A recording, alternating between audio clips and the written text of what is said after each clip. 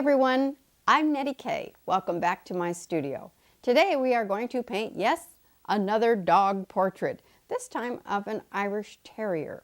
I hope you enjoy it. But before we do, I thought you might like to see one of my other paintings that I just finished.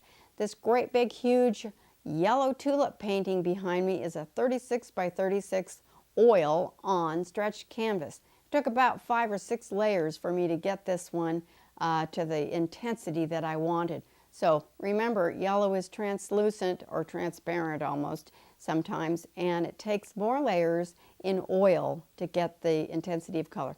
Acrylic, not so much. You can get it in one layer sometimes, so that's just my tip for the day. Okay, I'd like to dedicate this episode to my dad, Ron Guston, who is an amazing artist in Arizona. He does landscape painting, and he just suffered a really nasty stroke, everybody, on his left side. So his left arm and left leg are not functioning too well, and he's working really hard. Keep up the good work, Dad. We love you. And I would like to encourage anybody who's had a stroke or something that has kind of knocked him out of the ball game for a little while to keep trying.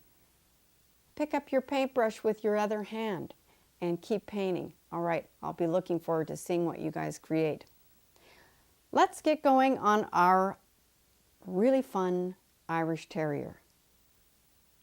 All right, everyone, I have just done a really super fast gesture drawing of our photo so that I can kind of get a feel for how big things are. This is a photo where the dog is looking up and the camera's looking down, and so it's slightly distorted, but it's really kind of funny, and so I like it. It just makes me laugh, and I thought it might be good for any of you who might be having a bad day. All right, so I'm going to grab a great big fat, well, not a huge one, it's only 1 inch paintbrush. I have sprayed this down with some Aquanet hairspray and allowed it to dry.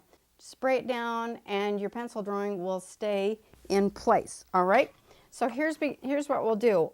I'm going to put some thinner on my brush and some purple paint. This is dioxazine purple and scare you half to death. All right, because you think, well, you just put that drawing on there. Why in the world would you do this?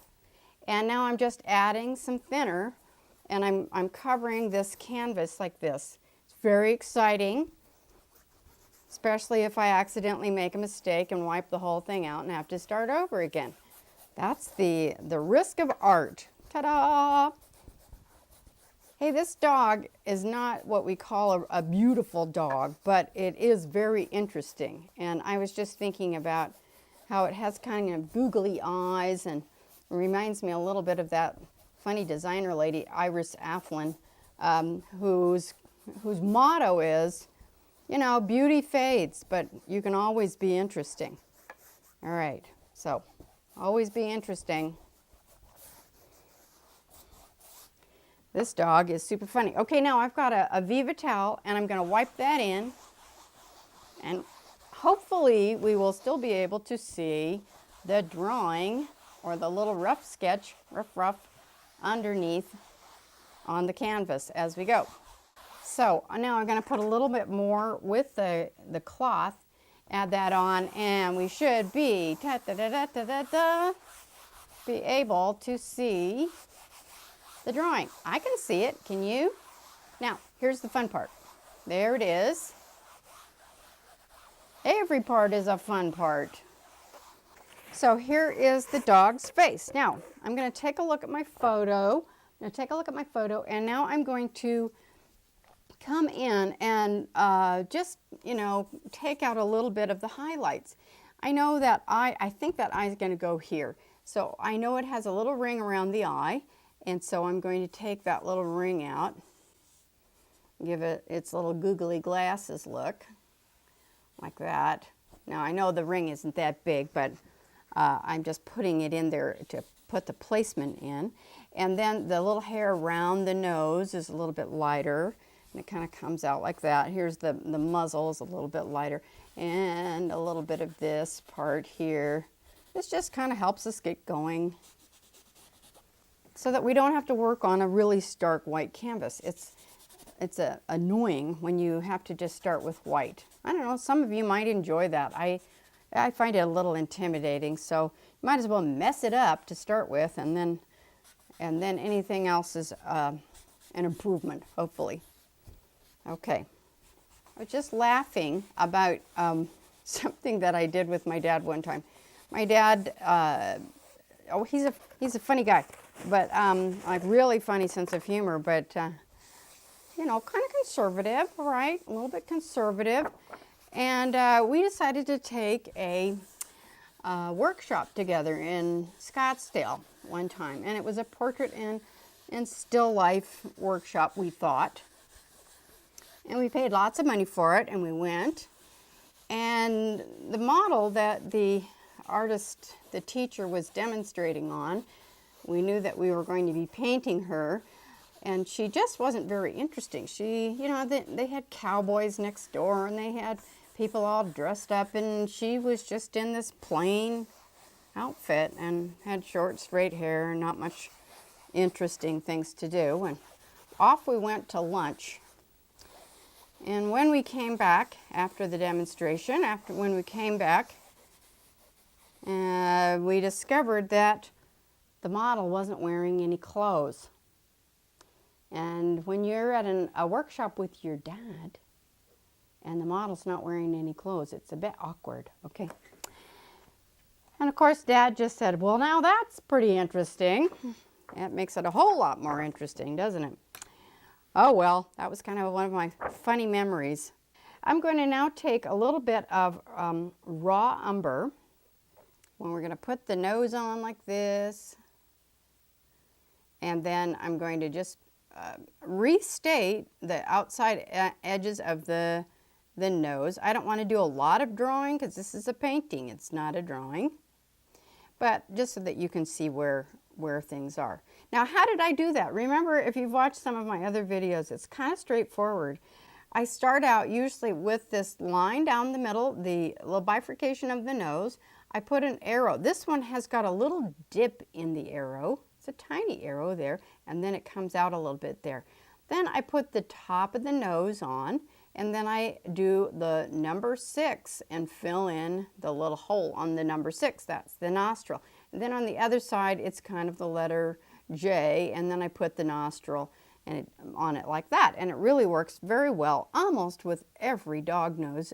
They're just slightly different in size and doing, you know, but you kind of think about it that way, and it's pretty easy. Okay, now I'll see if I can get kind of the shape of his funny little smile. Down like this and back up again. And then he has this cute little pink lip that goes like this. This is kind of a pinky purple dog. It's just a super cute, super cute. And I'll put just a few whiskers just so I know where they are. And then decide where the dark is going to go here, and we'll just kind of get it mapped out a little bit. And up here, there's some dark here, and then his little head kind of comes up like this. And still hanging into this dark tone. This one, I think it looks like it could be a raw umber. The difference between raw umber and burnt umber, okay, it's like milk chocolate and dark chocolate. Raw umber is the dark chocolate, and burnt umber is like the milk chocolate. In case you're wondering. All right, now here's this little flippy-do ear. Goes up and then down like this. Now when I do a gesture drawing, I'm not set in stone with that gesture drawing. I just keep, I can correct it. Nothing is, you know, nobody cares.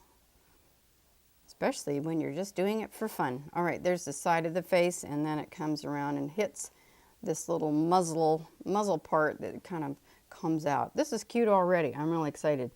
All right, here's a little bit more. Now I want to work my way up, and now I'm going to draw in the shape of the eye. Now see, because I put that gesture drawing in, I know, or I hope I know, where the eyeball is going to land. And so I just find the shape, and then I want to remember the nose is at this angle, so the eye has to be at this angle, and the ears are at that angle. We tend to straighten things out. We just want to straighten it out. like we try to do with people, straighten them out. But really, you have to have everything at the same angle, all right? Can't be all of a sudden having your eyes straight and your nose crooked. Somebody will make a comment. Believe me, they will. Then they subscribe to your channel just so they can give you a bad time. Oh, I'm just kidding. You guys wouldn't do that, would you? Of course not. Of course not. All right, now let's see. I'm going to put, this is the kind of a darker little area. It gives him a little bit of expression. He looks kind of worried a little bit. Now, the dark part, I'm just looking for all the darks. You can see I'm kind of hanging out in the dark. But what we're doing is we're finding the darkest darks, and then we work up to the middle tone, and then to the light, to the highlights, and then we mess around with it a little bit here and there. Okay? So, in oil, you start with the darks. If you're in watercolor, it's backwards. All right? You start with the lightest lights and work backwards. But with oil, you just get to start with the dark and then move your way up. Okay? All right. One of my best colors for this particular dog, you can see it's kind of a dark rust color. He's a little bit darker than my hair.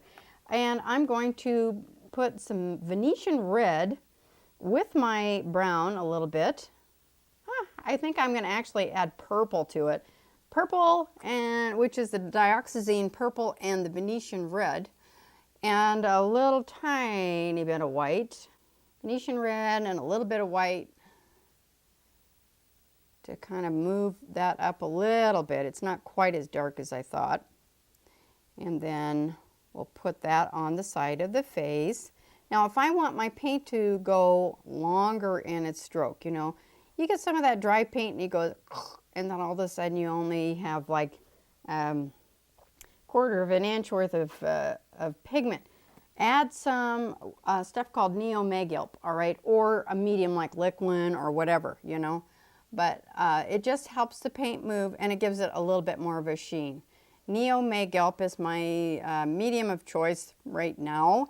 I might change my mind later, who knows. It's with the Gambling Company. All right, here is, there's a slightly lighter area. I think it would be kind of fun to make it a little bit pink, just to kind of make him feel like a rabbit. It's probably not really pink. There, okay, now see, I can get a little bit of his shape. Now, let's see, really, really, really light. I'm gonna add some white, and we'll put that kind of light triangle. Break down your shapes. This is like a triangle that fits over this dark shape. There's a dark shape here, and then a triangle that causes it to look like it's got a flip over the top. I'm going to do the same thing over here. This one's got a little thing here and a point, and then it's like a triangle sort of thing. All right, and a little bit of that. Now, I'll make the inside of the ear, I'm going to lean towards the dark purple, and we'll get that going like that. Yeah. And there, and then you can see where the side of the head is by making it a bit darker in the inside of the ear. Patch that in, and then I'll put a few little semi-highlights in the middle of that. As we go, I'll just put that in there just so that you can see there's a little bit of a membrane that kind of sticks out. And let's see, okay, more of the red. Venetian red and maybe a little bit of orange this time. Oh, it looks just the same. Doesn't matter. Okay. I'm going to lighten that dark eyebrow up. He looks kind of sinister. We want him cute, not sinister. I suppose if I put the sparkle in the eye, it would probably make him look a little bit less like Cujo. Scary dog. Okay, let's put just the Venetian red. I think it's going to be Venetian red painting, and a lot of white, because this is a pink-nosed dog. He kind of looks a little bit like a pig, and that's a very good color for the dog's nose. I think I'd like a little bit of cadmium red too, so I'm going to get that. Looking good. I'm going to grab a little bit of the red now and go around the outside of the nose just with a cadmium red light. There is a difference between cadmium red light and cadmium red, everybody. Huge difference. One is cooler than the other. Cadmium red light will lean more towards a peach color. Cadmium red will be somewhere in the middle. And cadmium dark is a totally different animal altogether. Okay, I'm going to put just a tiny bit of that purple that I have left and darken it as it goes into shadow, as it turns, the little nose turns. And then I will take a little bit of white and put this right about in here and give it a little bit of a three-dimensional feel right there. Okay, and I'm giving it some texture too. I just hit it a little bit here and there, and put a little bit down here, and then some down here. There. Okay, that looks like a nose, I think. Looks like a pig nose. And then we'll take a little bit of that pink color and put it into the little lip down here. Have some fun. I am really being silly today. Okay. The part of the reason why I picked up that cadmium red is that he has this really pink little part of the eye right here. So we'll put some of that in there. A little. That looks kind of scary too. But he does. He has a pink rim around his eye in the inside.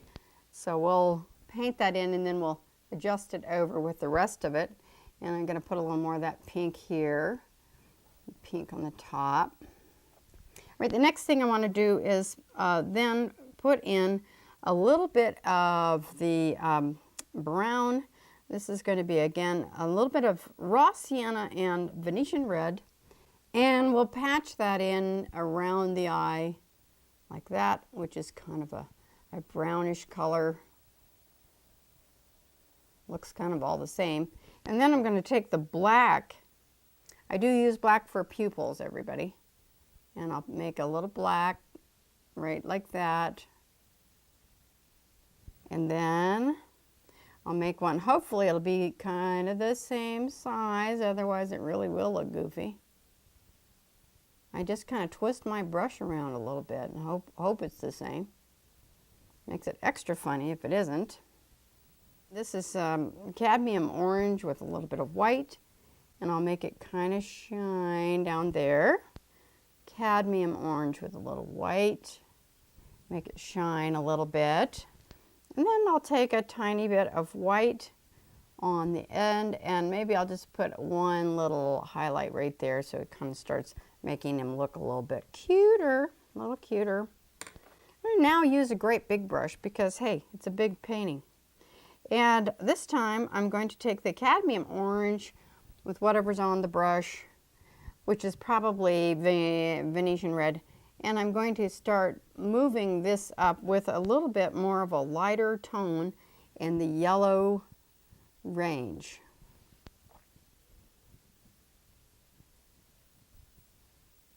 Okay, a little more. A little bit on the inside of the ear here. And I'm going towards, I'm thinking about it as though I'm shaping the face of the dog, okay? So I'm not just filling in the color, that's silly, okay? You have an opportunity to shape things by just taking your big brush and going, all right, I think the hair's going that way. All right, there it is. And then here's some hair going this way. You don't need a tiny brush for this, you need a big brush. All right, here's some hair going that way. You know what, I think I like to have a little bit of that pink color underneath his skin right here, so that when I put that color on there, it kind of looks like, yeah, it looks like he's blushing a little bit. So we'll put that pink under here too. A little pink and yellow.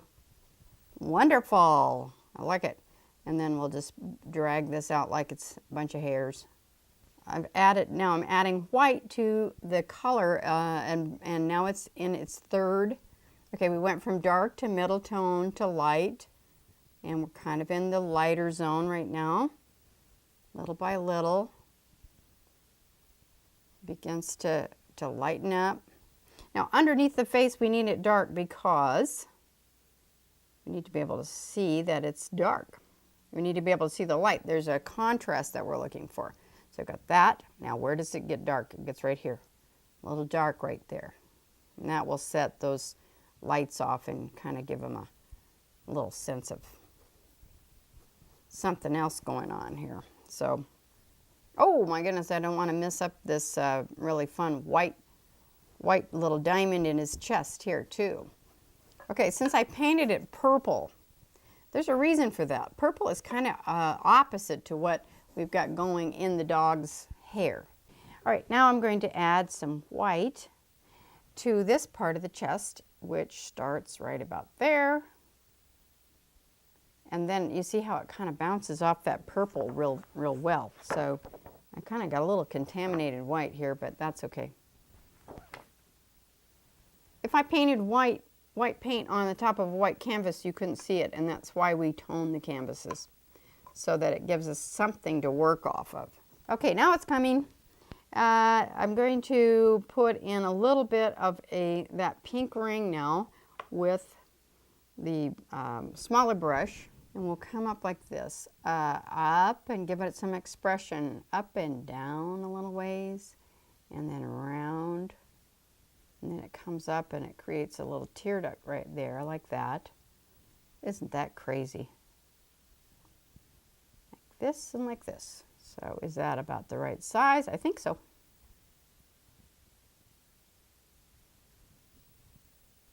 And I'm going to add a little more pink to it in a minute because it just feels like it's too white.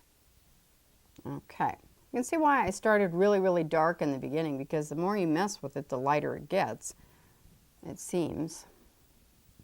Again, when I'm doing a pet portrait for somebody, maybe I should do it like this, but most of the time it takes me 2 to 3 days, and sometimes longer depending on what kind of markings the dog has. Now I'm going to take my thinned out paint now on the side and give it a little bit of little hairs on the side so it looks a little more fluffy. And up and down like this. And then the hairs change direction and go this way. Pretty darn cute. Okay, and this one kind of goes the other way. Now I've got enough paint laid down on there that I can actually start shaping it into the whiskers with my little brush. So that's one way to do it, is that you go back in now and you're working your paint into the paint that's already on the canvas. I make the darks look darker by putting light with it around next to it, and make the lights look lighter by putting the dark next to it. I'm going to take a little bit of the transparent orange with our Venetian red, and we're going to make some cute little hairdo things where they just come up and curl around. This is actually part of the dog, people. It's really fun. His hair just, that's why, I think that's why people buy these dogs. They've got such funny expressions, and then they have this little tuft of hair that, that sticks up and looks super cute like this. All right. Now for the next little bit, I'm going to just take a few moments and I'm going to tidy up some of the things with my head straight in front of it so I know what I'm looking at, and then I'll show you the dog when I'm finished. All right. Okay, that's all I'm going to do for today on Buddy the googly-eyed, fuzzy-headed dog. I hope you enjoyed it. That was a lot of fun going as fast as I could today. And don't forget to give it a shot. Get your paints out and your paintbrush. You too, Dad. And I'd like to see what you're up to. All right? Don't forget to subscribe, and I'll let you know when the next video comes out. We get one out about once every 3 weeks or so. Maybe next time I'll paint something like a still life in copper, or some flowers, or one of your favorite subjects. Let me know what you'd like to see. Be passionate about whatever you're doing today. I'll see you next time. Bye-bye. Our 16 by 20 stretch came